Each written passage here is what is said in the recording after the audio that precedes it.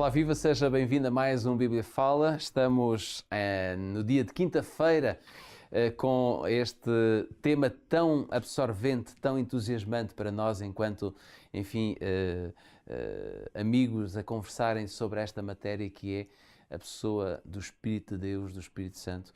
Nós ontem estivemos a falar do ato redentor de Deus, na forma como Deus planeou o plano da salvação através, primeiramente, do santuário para mostrar como é que iria ser a salvação por meio de Jesus Cristo, e vimos o papel que o Espírito Santo desempenhou, um pouco nos bastidores, mas com uma forma ativa, uma ação extraordinária, criando beleza naquele lugar, inspirando homens, e neste caso um homem em particular que liderou talvez uma equipa para fazer um trabalho soberbo que foi o santuário.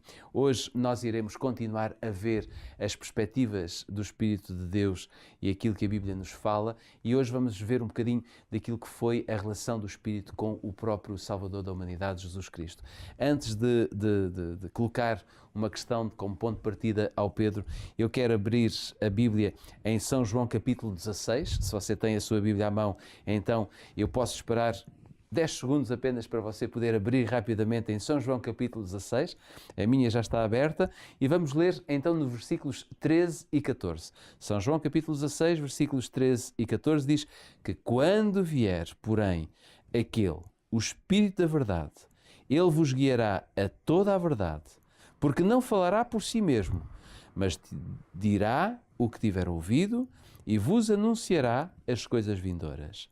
Ele me glorificará, porque receberá do que é meu e vos-lo anunciará. E se voltarmos um bocadinho atrás, em São João, mas no capítulo 15, e lermos o versículo 26, nós vamos encontrar aqui uma mensagem muito importante e que Jesus pronunciou, escrita por João, que diz: quando vier o ajudador, que eu vos enviarei da parte do Pai, o Espírito da verdade, que do Pai procede, esse dará testemunho de mim. Pedro, Jesus falou de maneira muito clara da ação e do trabalho do Espírito Santo e de como ele se relacionou no seu ministério, do próprio Jesus enquanto homem nesta terra. Talvez não fosse mau nós podermos dar aqui, muito rapidamente, porque não temos muito tempo para isso, mas de qualquer forma, podermos dar aqui ênfase a algumas dessas palavras de Cristo que estão focadas diretamente na pessoa do Espírito Santo. Sim, Jorge, e de facto nós usemos como meio principal os versículos precisamente que tu acabas de ler, que nos revelam esta essencial verdade acerca do Espírito. Relembrando mais uma vez este contexto. A obra e o ministério particular do Espírito Santo pode ser identificada como uma obra de bastidores. E quando nos referimos à relação entre o Espírito e Cristo, então aí fica talvez mais evidente do que em qualquer outra circunstância essa obra, porque o Espírito Santo é Deus. No entanto, ele não vem, o seu ministério na vida dos crentes não é glorificar-se a si mesmo, é glorificar Cristo. Não é ter o papel principal, não é? É fazer com que, permite-me aqui parafrasear um pouco as palavras de João Batista, que utilizou uma expressão fabulosa, que pode quase bem ser usado como uma espécie de princípio fundador do cristianismo, que é: importa que ele cresça e que eu diminua. João disse isto porquê? Porque ele estava na qualidade de profeta chamado por Deus para desenvolver um ministério importantíssimo. Assim como Paulo também depois disse: não sou mais eu que vivo, mas é Cristo que vive em mim. Ou seja, uma anulação. Não é? E precisamente, no fundo, o que estamos a falar é que no plano da salvação, a centralidade de Cristo é absolutamente essencial. Claro. E isso é assim porque Deus assim o determinou, note-se bem. Claro. O plano da redenção, tal como a Bíblia, aliás, o refere, foi pensado e arquitetado antes da própria fundação do mundo. E esse plano de redenção e salvação tem Cristo como pedra angular. Ele também é chamado pedra angular da Igreja. E Cristo é centro precisamente em tudo o que tem a ver com a relação de Deus com o ser humano. O ser humano está condenado. Estava e está condenado. Porque o pecado, que é uma escolha da nossa parte, tal como Deus instituiu desde o princípio, por isso é uma lei universal, que se nós nos desligarmos da fonte da vida, condenamos-nos à morte. Claro. Porque o pecado é uma autocondenação. Porque eu escolho pecar, decido afastar-me do autor da vida, então eu coloco-me num caminho de morte. O pecado tem um salário. Por isso é que a Bíblia diz que o salário do pecado é a morte. Precisamente. Mas é uma escolha individual sair do caminho daquele que é fonte e autor da vida. Ora, o plano da salvação é um plano constituído, criado e arquitetado por Deus para providenciar uma solução para este problema.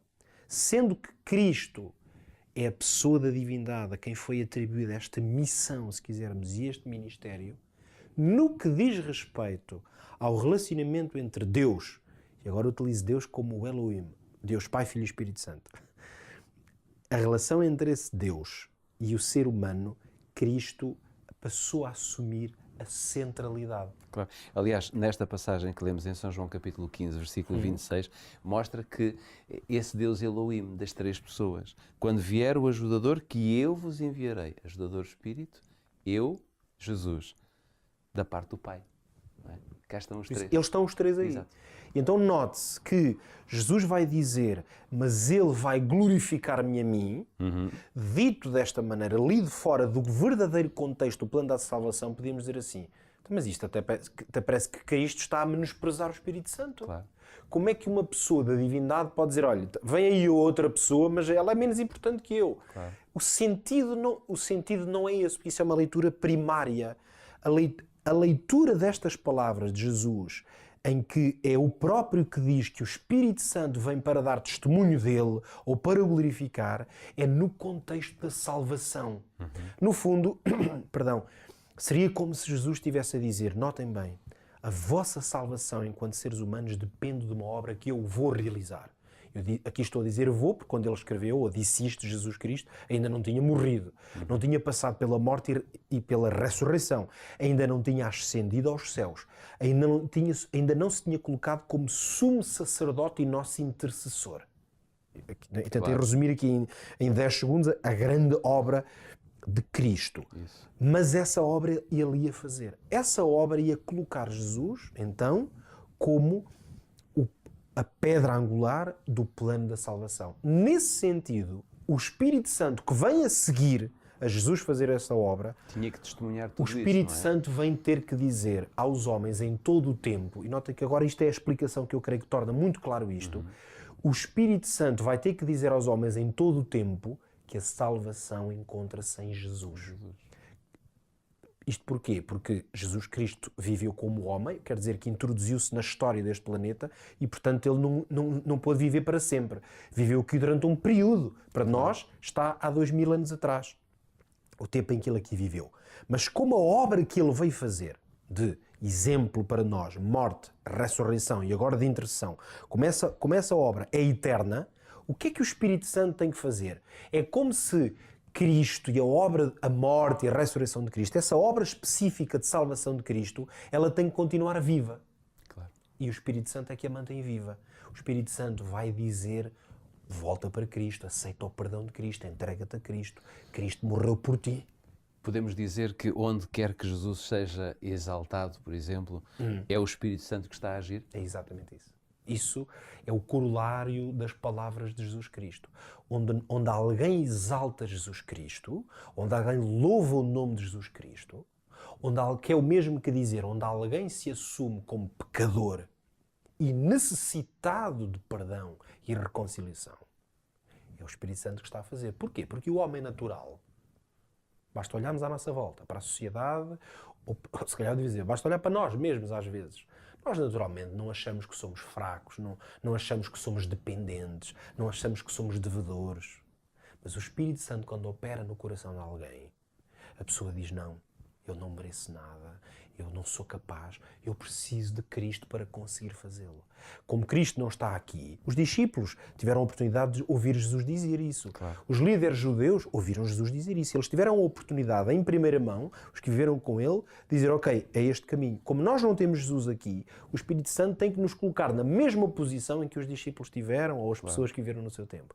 E é a posição de dizer, ok, este Cristo é o meu Salvador, é o meu Senhor. Se quisermos, podemos dizer, se queremos conhecer o que é o trabalho de várias pessoas numa equipa, estas 3 pessoas da divindade dão-nos um excelente exemplo, o melhor exemplo de como é que é trabalhar em equipa. Como se trabalha em equipa. É isso mesmo. E o trabalho em equipa é que um não está a trabalhar para o seu benefício. Isso. Isso é o trabalho a solo. Isso.